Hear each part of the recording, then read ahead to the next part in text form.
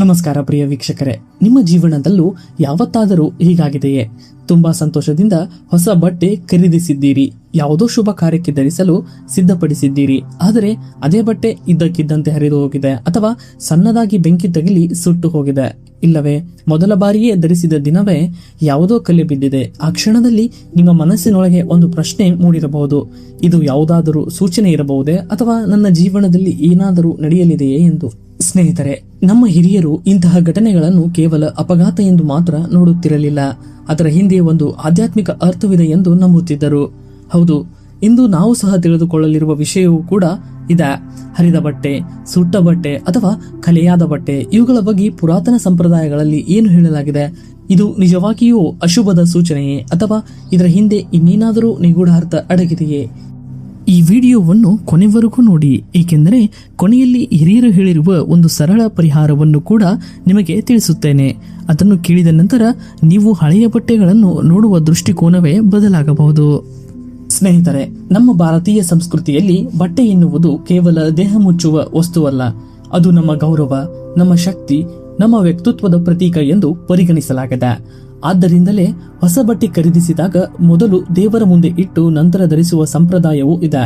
ಹಿರಿಯರ ಆಶೀರ್ವಾದ ಪಡೆದು ಧರಿಸುವ ಪದ್ಧತಿ ಸಹ ಇದೆ, ಏಕೆಂದರೆ ಹೊಸ ಬಟ್ಟೆ ಹೊಸ ಆರಂಭದ ಸಂಕೇತ ಎಂದು ನಂಬಲಾಗಿದೆ. ಆದರೆ ಅದೇ ಹೊಸ ಬಟ್ಟೆ ಮೊದಲ ದಿನವೇ ಕಲೆ ಬಿದ್ದರೆ, ಹರಿದು ಹೋದರೆ ಅಥವಾ ಸುಟ್ಟು ಹೋದರೆ ಹಲವರ ಮನಸ್ಸಿನಲ್ಲಿ ಭಯ ಹುಟ್ಟುತ್ತದೆ. ಇದು ಒಳ್ಳೆಯದಲ್ಲ, ಏನೋ ತಪ್ಪಾಗಬಹುದು ಎಂದು ಯೋಚಿಸುತ್ತಾರೆ. ಆದರೆ ನಿಜವಾಗಿ ನಮ್ಮ ಸಂಪ್ರದಾಯ ಏನು ಹೇಳುತ್ತದೆ ಗೊತ್ತೇ? ಇಲ್ಲಿಯೇ ಆರಂಭವಾಗುತ್ತದೆ ಒಂದು ಆಸಕ್ತಿದಾಯಕ ರಹಸ್ಯ. ಹಿರಿಯರ ನಂಬಿಕೆಯ ಪ್ರಕಾರ ನಾವು ಬಟ್ಟೆಯನ್ನು ಮಡಚಿ ಇಡುವ ವಿಧಾನಕ್ಕೂ ಒಂದು ವಿಶೇಷ ಅರ್ಥವಿದೆ. ಒಂದು ಬಟ್ಟೆಯನ್ನು 9 ಮಡಿಕೆಗಳಾಗಿ ಮಡಚಿದಾಗ ಆ 9 ಭಾಗಗಳಲ್ಲೂ ವಿಭಿನ್ನ ಶಕ್ತಿಗಳು ನೆಲೆಸುತ್ತವೆ ಎಂದು ನಂಬಲಾಗುತ್ತಿತ್ತು. ಕೆಲವು ಭಾಗಗಳಲ್ಲಿ ದೇವತೆಗಳ ಶಕ್ತಿ, ಕೆಲವು ಭಾಗಗಳಲ್ಲಿ ಮಾನವ ಶಕ್ತಿ ಮತ್ತು ಕೆಲವು ಭಾಗಗಳಲ್ಲಿ ರಾಕ್ಷಸ ಶಕ್ತಿ ನೆಲೆಸುತ್ತದೆ ಎಂದು ಪುರಾತನ ಗ್ರಂಥಗಳಲ್ಲಿ ಉಲ್ಲೇಖಿಸಲಾಗಿದೆ. ಇದು ಇಂದಿನ ವೈಜ್ಞಾನಿಕ ದೃಷ್ಟಿಯಲ್ಲಿ ಸಾಬೀತಾದ ವಿಷಯವಲ್ಲ, ಆದರೆ ಶತಮಾನಗಳಿಂದ ಜನರ ನಂಬಿಕೆಯಲ್ಲಿ ಉಳಿದುಕೊಂಡಿರುವ ಸಾಂಪ್ರದಾಯಿಕ ಶಕ್ತಿಯಾಗಿದೆ. ಹಾಗಾದರೆ ಬಟ್ಟೆ ಹರಿದರೆ ಅಥವಾ ಸುಟ್ಟರೆ ಅದರ ಅರ್ಥವೇನು? ಅದನ್ನ ಈಗ ತಿಳಿದುಕೊಳ್ಳೋಣ. ಸ್ನೇಹಿತರೆ, ಹಿರಿಯರ ಪ್ರಕಾರ ಬಟ್ಟೆಯ ದೇವತೆ ಅಥವಾ ಮಾನವ ಭಾಗದಲ್ಲಿ ಹಾನಿಯಾದರೆ ಅದನ್ನು ಯಾವಾಗಲೂ ಅಶುಭ ಎಂದು ನೋಡುತ್ತಿರಲಿಲ್ಲ. ಕೆಲವರು ಅದನ್ನು ಒಂದು ಎಚ್ಚರಿಕೆಯ ಸಂದೇಶ ಎಂದು ಪರಿಗಣಿಸುತ್ತಿದ್ದರು. ಆದರೆ ಜೀವನದಲ್ಲಿ ಹೆಚ್ಚು ಜಾಗರೂಕರಾಗಿರಿ, ಆತುರದ ನಿರ್ಧಾರ ತಪ್ಪಿಸಿ, ಸಂಬಂಧಗಳನ್ನು ಕಾಪಾಡಿಕೊಳ್ಳಿ ಎಂಬ ಸೂಚನೆ ಎಂದು ಭಾವಿಸುತ್ತಿದ್ದರು. ಆದರೆ ರಾಕ್ಷಸ ಶಕ್ತಿಯ ಭಾಗದಲ್ಲಿ ಹರಿತ, ಸುಟ್ಟ ಗುರುತು ಅಥವಾ ಕಲೆ ಕಂಡು ಬಂದರೆ ಅದನ್ನು ಸವಾಲುಗಳ ಮುನ್ಸೂಚನೆ ಎಂದು ಕೆಲವರು ನಂಬುತ್ತಿದ್ದರು. ಆದರೆ ಇದನ್ನು ಕೇಳಿ ಭಯಪಡುವ ಅಗತ್ಯವಿಲ್ಲ, ಏಕೆಂದರೆ ನಮ್ಮ ಸಂಪ್ರದಾಯದಲ್ಲಿ ಪ್ರತಿಯೊಂದು ಸೂಚನೆಗೆ ಪರಿಹಾರವನ್ನು ಕೂಡ ಹೇಳಲಾಗಿದೆ ಮತ್ತು ಅದೇ ವಿಷಯವನ್ನು ಹೆಚ್ಚಿನವರು ಮರೆತು ಬಿಡುತ್ತಾರೆ. ಇಲ್ಲಿ ಒಂದು ಸಣ್ಣ ಕಥೆ ಇದೆ. ಒಂದು ಗ್ರಾಮದಲ್ಲಿ ಒಬ್ಬ ವ್ಯಕ್ತಿ ಬಹಳ ಸಂತೋಷದಿಂದ ಹೊಸ ಬಟ್ಟೆ ಖರೀದಿಸಿದ್ದ. ಮರುದಿನ ದೇವಸ್ಥಾನಕ್ಕೆ ಹೋಗಬೇಕಿತ್ತು. ಆದರೆ ಅದೇ ರಾತ್ರಿ ಬಟ್ಟೆ ಸಣ್ಣದಾಗಿ ಬೆಂಕಿ ತಗಲಿ ಸುಟ್ಟು ಹೋಯಿತು. ಅವನು ತುಂಬಾ ಬೇಸರಪಟ್ಟ.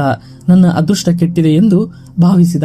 ಆಗ ಗ್ರಾಮದ ಹಿರಿಯರು ಒಂದು ಮಾತು ಹೇಳಿದರು, ಬಟ್ಟೆ ಸುಟ್ಟಿರುವುದಕ್ಕೆ ಬೇಸರ ಬೇಡ, ನಿನಗೆ ಆಗಬೇಕಿದ್ದ ಒಂದು ದೊಡ್ಡ ತೊಂದರೆ ಸಣ್ಣ ಘಟನೆಯ ಮೂಲಕ ದೂರವಾಗಿರಬಹುದು. ಈ ಮಾತುಗಳನ್ನು ಕೇಳಿದ ನಂತರ ಅವನ ಮನಸ್ಸಿಗೆ ಸಮಾಧಾನ ಸಿಕ್ಕಿತು.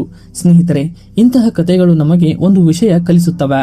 ಪ್ರತಿಯೊಂದು ಘಟನೆಗೂ ಭಯಪಡುವ ಬದಲು ಅದನ್ನು ಜಾಗೃತೆಯ ಸಂದೇಶವಾಗಿ ಸ್ವೀಕರಿಸಬೇಕು, ಏಕೆಂದರೆ ಜೀವನದಲ್ಲಿ ನಡೆಯುವ ಪ್ರತಿಯೊಂದು ಸಂಗತಿಯು ಕೆಲವೊಮ್ಮೆ ನಮಗೆ ಏನಾದರೂ ಕಲಿಸಲು ಬಂದಿರುತ್ತವೆ.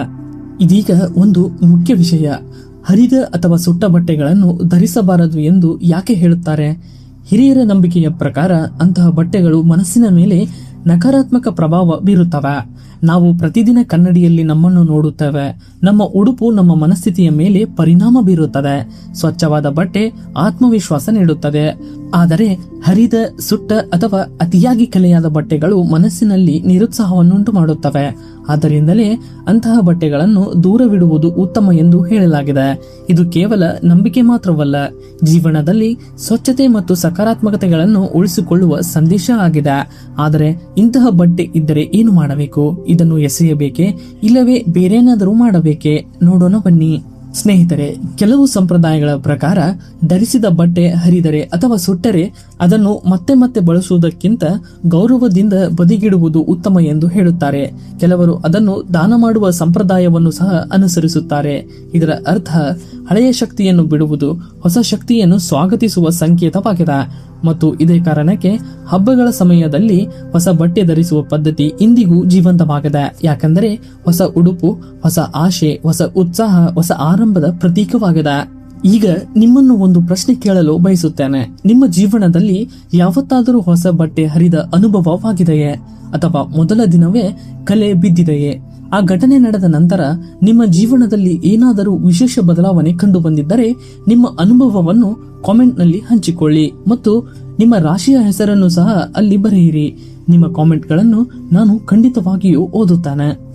ಸ್ನೇಹಿತರೆ, ಯಾವುದೋ ಬಟ್ಟೆ ಹರಿದರೂ, ಸುಟ್ಟರೂ ಅಥವಾ ಕಲೆಯಾದರೂ ಭಯಪಡಬೇಡಿ. ಮೊದಲು ದೇವರನ್ನು ಸ್ಮರಿಸಿ, ನಿಮ್ಮ ಮನಸ್ಸನ್ನು ಶಾಂತವಾಗಿರಿಸಿ ಮತ್ತು ನಿಮ್ಮ ಜೀವನದಲ್ಲಿ ಒಳ್ಳೆಯ ಆಲೋಚನೆಗಳನ್ನು ಬೆಳೆಸಿಕೊಳ್ಳಿ. ಏಕೆಂದರೆ ನಮ್ಮ ಭವಿಷ್ಯವನ್ನು ರೂಪಿಸುವ ದೊಡ್ಡ ಶಕ್ತಿ ನಮ್ಮ ಆಲೋಚನೆಗಳಾಗಿರುತ್ತವೆ. ಸಕಾರಾತ್ಮಕ ಮನಸ್ಸು, ಪ್ರಾಮಾಣಿಕ ಪ್ರಯತ್ನ ಮತ್ತು ದೇವರ ಮೇಲಿನ ಭಕ್ತಿ ಇವು ಯಾವಾಗಲೂ ನಮಗೆ ಸರಿಯಾದ ದಾರಿಯನ್ನು ತೋರಿಸುತ್ತವೆ. ಸ್ನೇಹಿತರೆ, ಈ ಮಾಹಿತಿ ನಿಮಗೆ ಇಷ್ಟವಾಗಿದ್ದರೆ ವಿಡಿಯೋಗೆ ಒಂದು ಲೈಕ್ ಮಾಡಿ, ನಿಮ್ಮ ಕುಟುಂಬದವರೊಂದಿಗೆ ಈ ವಿಡಿಯೋವನ್ನು ಹಂಚಿಕೊಳ್ಳಿ ಮತ್ತು ಇಂತಹ ಆಧ್ಯಾತ್ಮಿಕ, ಜ್ಯೋತಿಷ್ಯ ಹಾಗೂ ಸಂಪ್ರದಾಯದ ಮಾಹಿತಿಗಳಿಗಾಗಿ ನಮ್ಮ ಚಾನೆಲ್ ಅನ್ನು ಸಬ್ಸ್ಕ್ರೈಬ್ ಮಾಡೋದನ್ನ ಮರಿಬೇಡಿ. ದೇವರ ಕೃಪೆ ಸದಾ ನಿಮ್ಮ ಹಾಗೂ ನಿಮ್ಮ ಕುಟುಂಬದ ಮೇಲಿರಲಿ. ನಿಮ್ಮ ಜೀವನದಲ್ಲಿ ಸಂತೋಷ, ಶಾಂತಿ, ಆರೋಗ್ಯ ಮತ್ತು ಸಕಾರಾತ್ಮಕತೆ ಹೆಚ್ಚಾಗಲಿ. ಮುಂದಿನ ವಿಡಿಯೋದಲ್ಲಿ ಮತ್ತೆ ಭೇಟಿಯಾಗೋಣ. ಧನ್ಯವಾದ.